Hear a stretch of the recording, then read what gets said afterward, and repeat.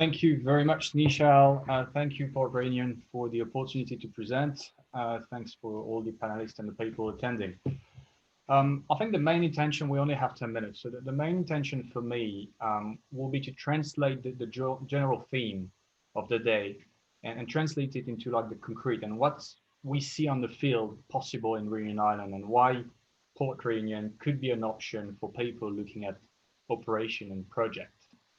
Um, First of all, that's also from Albert, our good friend that Grant mentioned earlier. But in the midst of every crisis lies great opportunity. And there's a fine line here because I don't want to say that Réunion Island benefited in any way from COVID. But the reality is that business-wise, we've never received that many inquiries this year, whether it's from our agency or Steve Doors. I mean, Réunion Island has been seen as like a business enabler during these 20 years. And it's been like a really like good challenge for us to think outside of the box and what could Réunion Island bring to the table. First of all, and because we're not internationally known, I'll just go really quickly about who we are. As the name like suggests, we're a family-owned company. We're very much Réunion Island based. We have been here like for more than 100 years. And what it gives you when you handle or you deal with like a family company like this, this first thing is that we're really result driven, and there is no way for us to be something else. And the chain of command is very small, and then every request from any customer will be attended. The second is that the experience we have on the local market. I mean, we have employees with international background that have been here for a long time. So any request we usually find within our employees, like someone that have done something similar.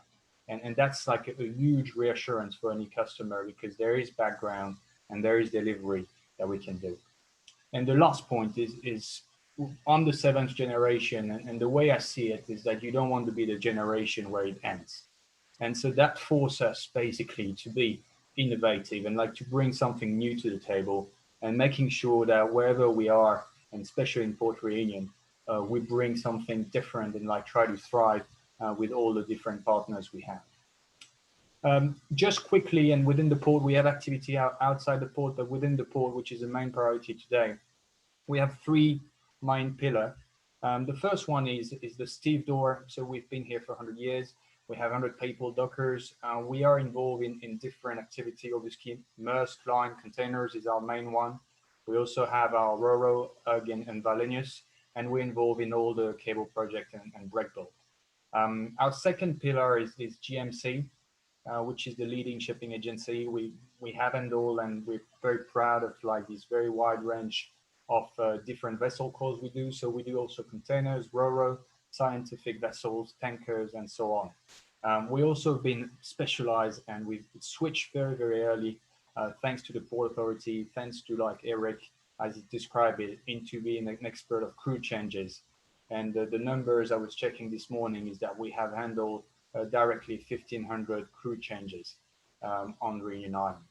And the last point is also as important. It's quite new for us, but it's we have a dedicated warehouse within the port area, bonded, and that allows, like, if you're looking at projects that are in transshipment, that in pre-work or post-work on the cargo, you'll have solution here. But we aim to see us as like a Swiss knife. So any request you would have for Réunion Island, there is like a background, and these people work together to deliver.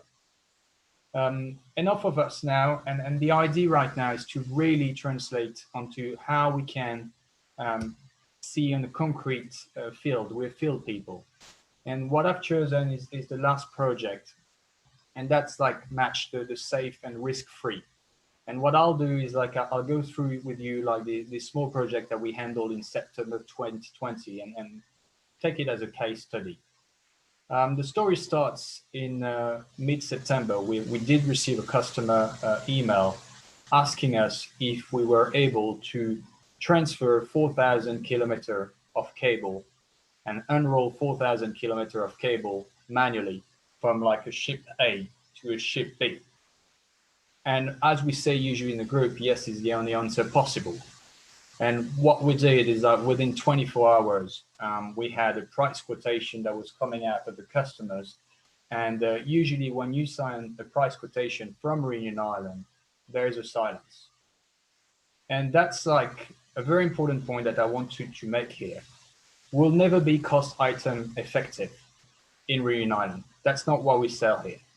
But what I'll guarantee and what we've seen day and day after is that we are project effective in terms of cost.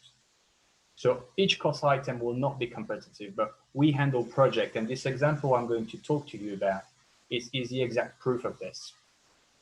So we received a request from the customer and he accepted it. And I think, to be frank, it was just because Réunion Island was the only port available with the airport and everything that has been detailed before.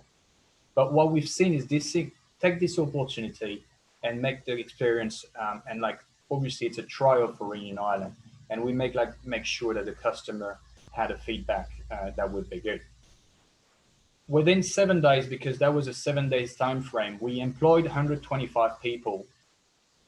In the next 2 days, we trained them and like we put them with all lockers and experience to make sure we had ability, because that was a request from the customer, to operate 24/7 for more than 36 days.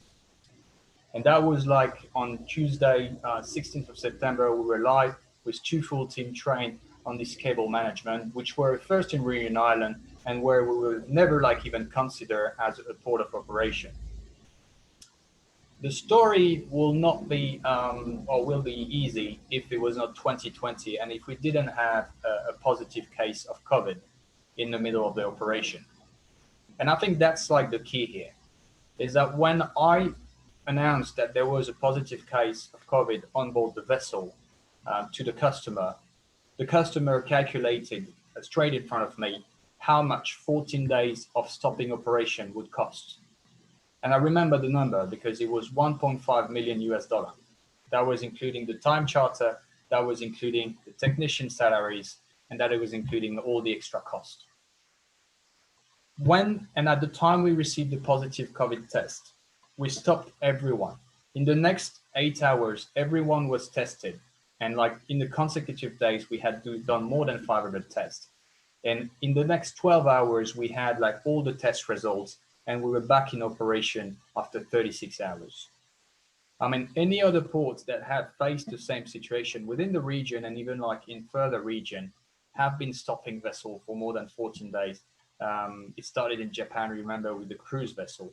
But I mean, the reactivity from the port authority, the reactivity from the health authority, and the fact that we managed to have a 36 hours downtime on such a crucial operation absorb any other costs that like Réunion Island could appear a bit more expensive.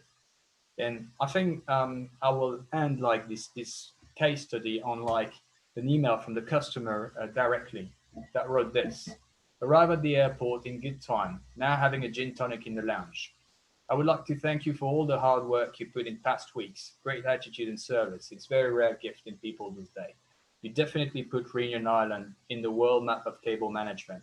To be continued. Thanks again. God bless. I mean, I think that's my main point here. Port Réunion Island has an opportunity in this year 2020 to prove that there is something that on the paper look like not ideal, but like when you try it, there is definitely some kind of value in it. And I'll leave it to you, Nishal. Thanks a lot for everyone attending.